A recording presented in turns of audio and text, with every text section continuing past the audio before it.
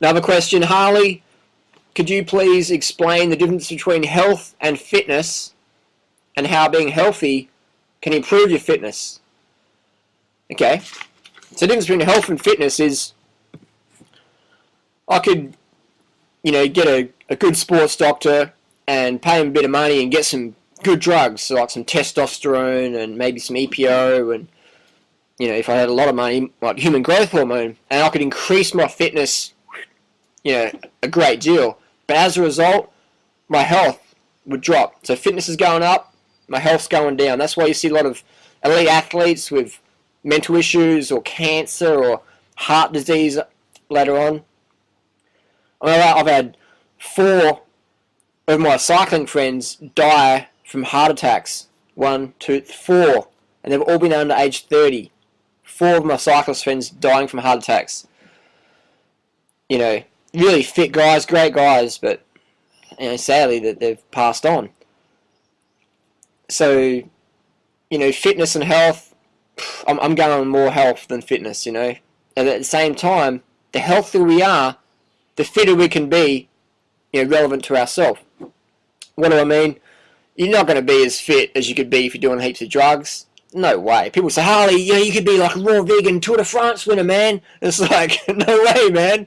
It's like, you ain't winning the Tour de France if you ain't jacked up on the best drugs, man. No way. No way. And again, this doesn't mean people are bad if they take drugs. It's just reality. It's like you could get a wild bison versus a factory pharmaceutical up bull and do a strength test. And who's going to win? The bison that's been, the purest of the purest genetics, or the bull that's jacked up with testosterone? The bull. The bull is always going to outstrength the wild bison. It's the same. If you get a monkey, put it in the zoo and just, whack it up with hormones and stuff, it's going to rip its, forest-dwelling monkeys apart. That's just how it is. You get a natural athlete, the chemical athlete's always going to outperform them, relative to the same fitness. So I encourage people to focus on health and fitness. Don't just focus on one or the other. Just focus on both and just rise them both up there. Because you can focus on health and go, I don't want to do any exercise because that's like shouldn't be doing exercise. But so actually, you can't really be healthy if you don't exercise. The sedentary people in the raw food movement, lovely people as they are, sedentarism is not healthy. To be healthy, we have to exercise. We have to dance, ride, jog, swim, play. We have to get up, moving, get the blood pumping, at least, 5, 6, 7 hours a week at least, just basic stuff. So health and fitness, improve both of them, and don't sacrifice your health to get fit and by taking drugs.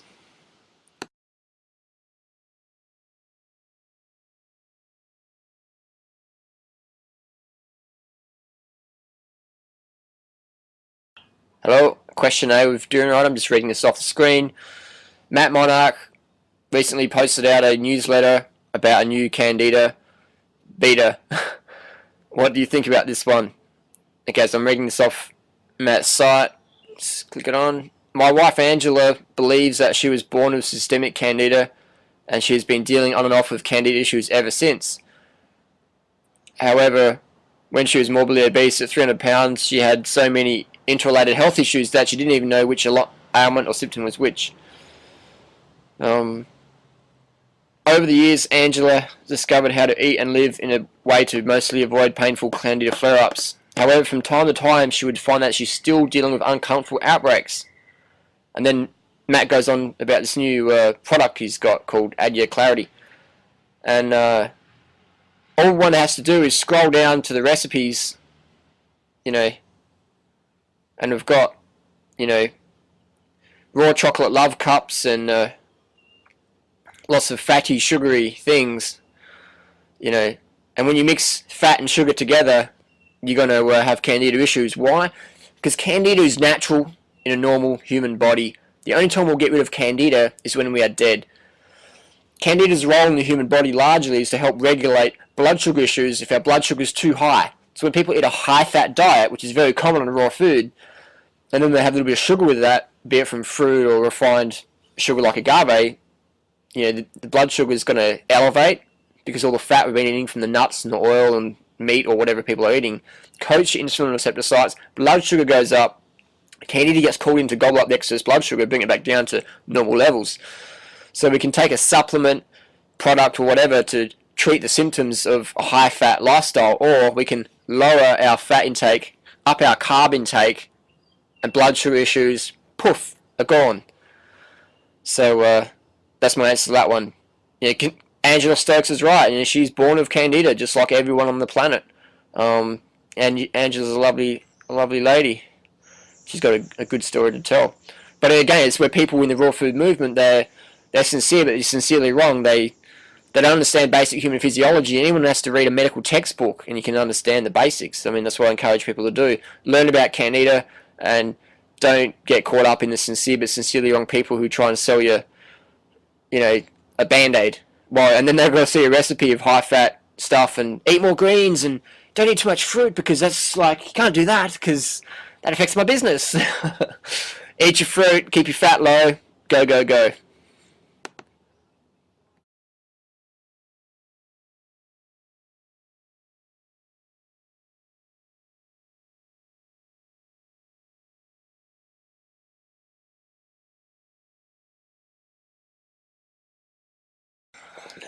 Question, what do you think about eating breakfast? I've heard it's best to wait until 12 midday strictly before eating any food of any sort. I notice that you eat large breakfasts and large lunches and lighter dinners. Why is this? And what is wrong with skipping breakfast? That's a good question. It's a very common question. And how can we answer that one? Let's start with, what's your goal? If your goal is high energy, if your goals, high energy means a slim, trim, fit body and a stable mind. That's my goal. So I eat a good breakfast, solid breakfast, 1,000, 2,000, 3,000 calories plus. A typical breakfast, say 10 bananas, that's 1,000 calories. 20 bananas, 2,000 calories. 30 bananas, 3,000 calories. I eat as much calories as I care for each meal.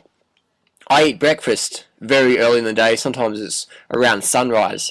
People go, you can't eat, that's too early. You can't do that because the yogini said this. Look, you can't do that because, I don't know, you just can't. It's like, I do a lot of bird watching, and when the sun comes up, actually there's a bird over there, the sun comes up, I've got my binoculars right here with me. We've got a little grey striped thrush. Yeah, he's eating. He's eating. They're always eating. The birds around here, always eating. The birds in Costa Rica, always eating. The birds in California, always eating. When the sun's up, they're up eating. So you won't see a bird waiting till midday to eat. This is just like some little thing, constructed in the human ego's mind. I can't wait till midday before I eat. It's like, if you can see your food, eat it. If it tastes good, eat it. So I eat breakfast. Sumo wrestlers never eat breakfast. The super champ sumo wrestlers never eat breakfast. Why? Because when you eat breakfast, it starts your metabolism on again. It gets things speeding up. You get energy, you want to move and get out and start your day. Sumo wrestlers never eat breakfast. They wait until midday or 2 p.m. and then they have a massive meal. And then they have a massive meal at night time and go straight to bed. Eat as much as you can, straight to bed. Never eat breakfast. Big lunch, big dinner, straight to bed. And that is the best way to store fat. So if you're really, really skinny, you want to put some more fat on, or if you want to become a sumo wrestler, that's a great strategy. Skip breakfast. Sumo wrestler secret tip. Skip breakfast, get fat. Great way. I like high energy. I like being slim and trim. It's good for running. It's good for cycling. It's good for feeling good. So I eat breakfast, big lunch, and a big dinner as well, or if I want to have a big dinner, make sure I eat it around before sundown, ideally. And because I need a lot of calories. I do a lot. I use my brain a lot. I use my brain more than my body, and that takes a lot of glucose, a lot of glycogen. So glucose is brain fuel. The brain exclusively runs on glucose. So the ability to think is dependent on a level of glycogen.